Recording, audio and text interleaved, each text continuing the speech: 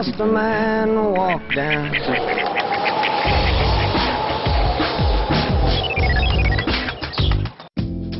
Professor Eilam Gross is not a typical physicist. The radio device in his lab constitutes as a continual reminder of his childhood love. Gross was only exposed to physics later on in his 20s. I saw cyclists in the Israeli army in one of these smart people unit, you know, these things.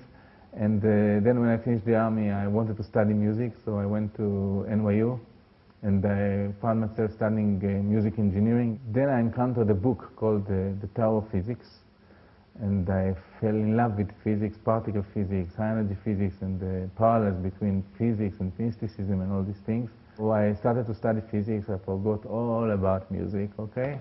And now I'm a professor of particle physics here at the Weizmann Institute, working on the accelerator at CERN in Geneva. During these years, Gross never neglected his musical dream. After he became a professor, he soon returned to his first love. I went to my father's grave, who died in the war many years ago in '68.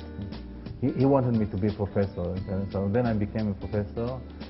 And then, the day I got my professorship, I went to his grave and said, on the grave, yeah, Daddy, you know, for many, many years I did what you wanted me to do, and now for a few years let me do a little bit also what I want to do, and I started to do music again.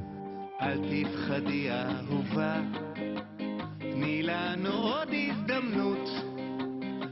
that's how for 10 years I'm actually doing mornings and afternoons physics, and nights I do music. And that's how I live, combined between the two things, but first and foremost I'm a physicist, okay? But in my soul I'm a musician, I've always been. But I put the things together, you know, the songs that I write, they are either on love or on physics or the combination. I just wrote the song which was played in the Israeli radio, and many people know. It's called Einstein in Amsterdam, okay? What's the connection? The connection is that Einstein 100 years ago was traveling in the streets of Amsterdam. Maybe because of the smell and whatever, he wrote the general theory of relativity, where space-time is curved. You know, when you go in Amsterdam and you understand what I mean. Space-time is curved there. So, you know, only I can write such songs. So my music is something that only a physicist can write, especially in the text. But they're not about physics, they're about life.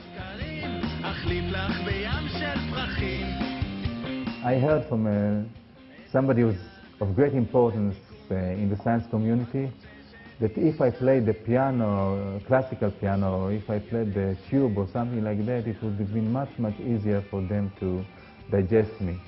But if I deal with rock music, I better put it outside of the walls of the Weizmann Institute.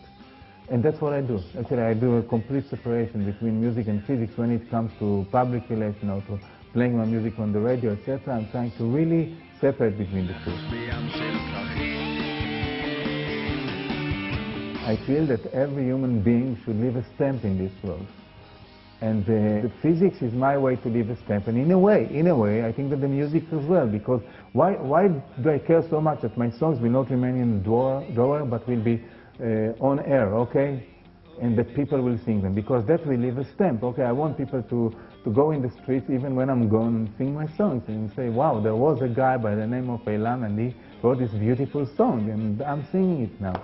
So between his experiments in the accelerator, searching for the God particle, to writing his next song, the separation between these two is very clear to him. The fact that I'm here at the age of 50 and I do both things means that I couldn't choose. I couldn't choose, I cannot choose. I love both things and I want to do both things and I do both things, so I cannot choose. First and foremost, I'm a scientist, then I'm a musician. But I'm not, but I hate the idea of being the best musician around scientists or the best scientist around musician. I think that I'm a good scientist and I hope that I'm trying to become a good musician, but not one on account of the other.